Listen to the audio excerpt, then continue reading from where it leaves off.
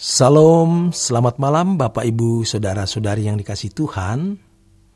Jumpa kembali bersama saya Seth Ferry dalam Renungan Malam Pendeta Dr. Erastus Sabdono.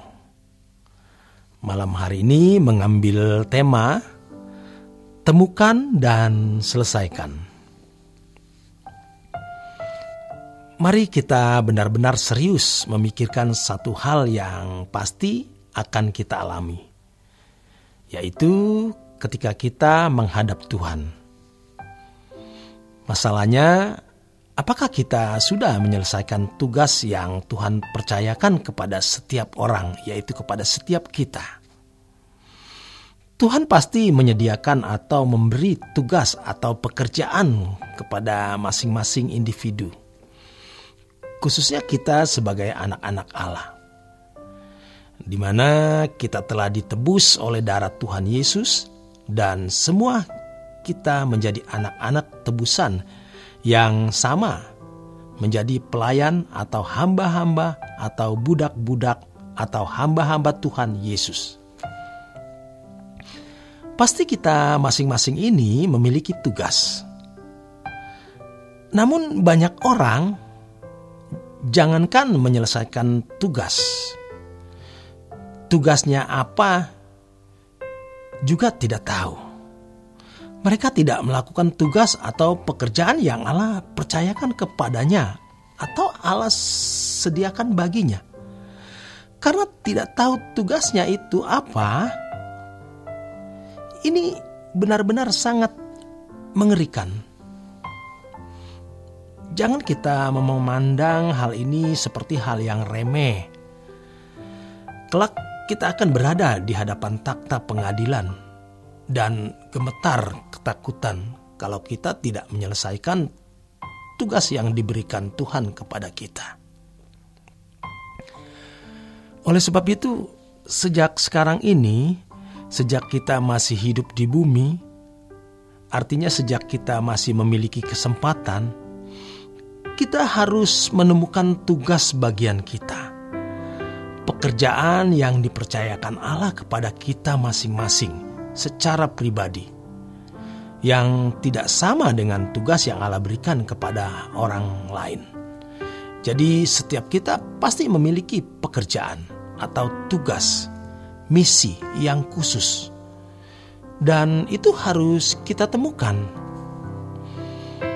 Masalahnya, mengapa orang tidak mengetahui tugas yang dipercayakan kepadanya? Mengapa? Banyak penyebabnya. Di antaranya, orang sibuk dengan persoalan hidupnya sendiri karena tidak mengerti tujuan hidup ini.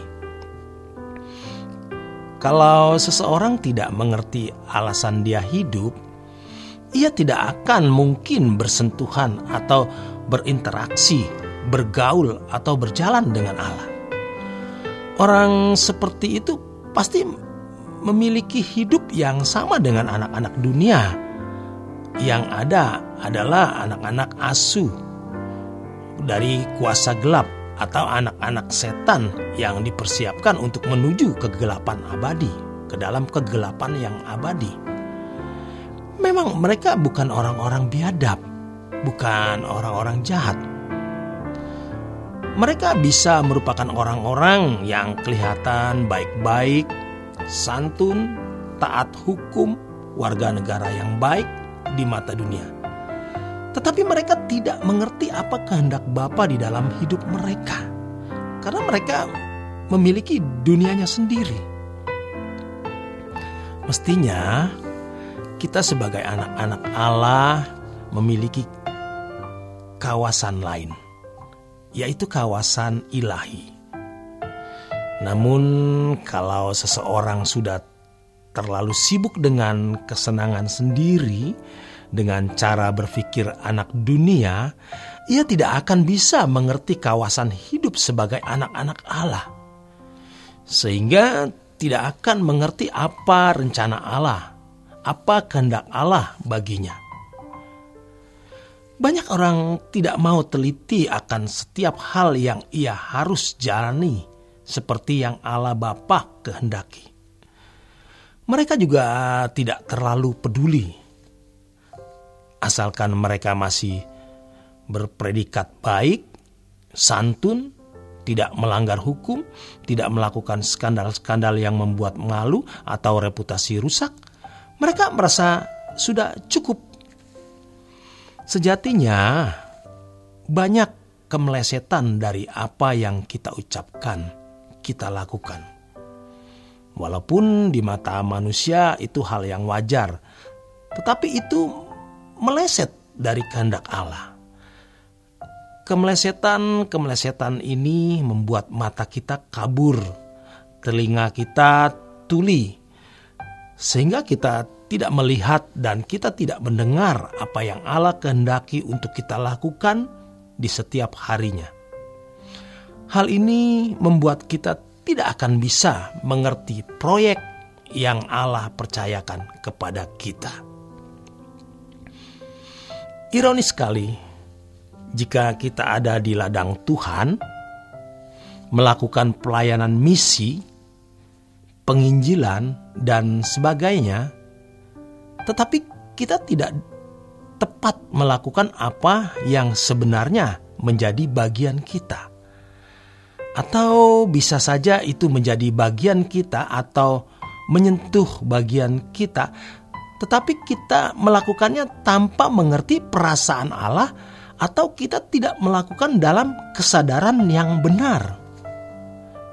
Karena pasti di situ banyak agenda pribadi kita. Maka masih terjadi kemelesetan di situ. Tapi oleh berkat dan belas kasihan Tuhan, Tuhan memperbarui cara kita berpikir.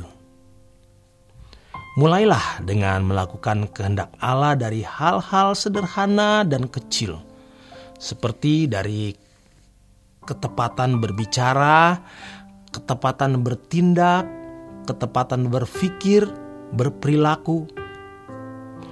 Dari hal itu, jangan muluk-muluk. Di situ terbangun kesucian, di mana kesucian itu sebenarnya sangat natural dan praktis. Dari situlah kesempurnaan tergambar di dalam hidup kita. Kita akan mulai diarahkan Tuhan menemukan proyek-proyek Tuhan yang harus kita selesaikan. Jadi kita akan dipercayai menerima pekerjaan Tuhan. Kalau kita sudah benar-benar setiap hari hidup kudus. Dan itu harus dibuktikan dengan langkah hidup kita setiap hari. Sampai kita menemukan proyek Allah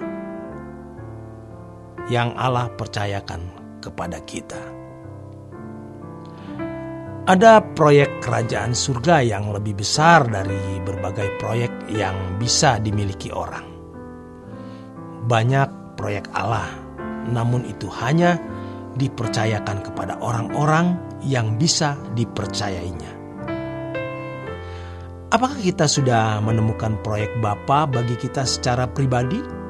Ini menjadi suatu pertanyaan. Apakah kita sudah mengusahakan untuk menyelesaikan sesuai dengan waktu dan caranya? Sehingga pada waktu kita meninggal dunia, kita sudah menyelesaikan proyek itu. Dengan gentar kita harus mempertanyakan, jangan-jangan apa yang dipercayakan kepada kita belum kita selesaikan. Firman Tuhan mengatakan di dalam Yohanes 9 ayat yang keempat, kita harus mengerjakan pekerjaan Dia yang mengutus aku. Selama masih siang, akan datang malam di mana tidak ada seorang pun yang dapat bekerja. Jadi, selagi hari masih siang, selagi masih ada kesempatan, temukan dan selesaikan yang Tuhan percayakan bagi kita untuk kita kerjakan dan lakukan. Demikian kebenaran firman Tuhan. Selamat malam, selamat beristirahat, selamat berjuang. Tuhan memberkati.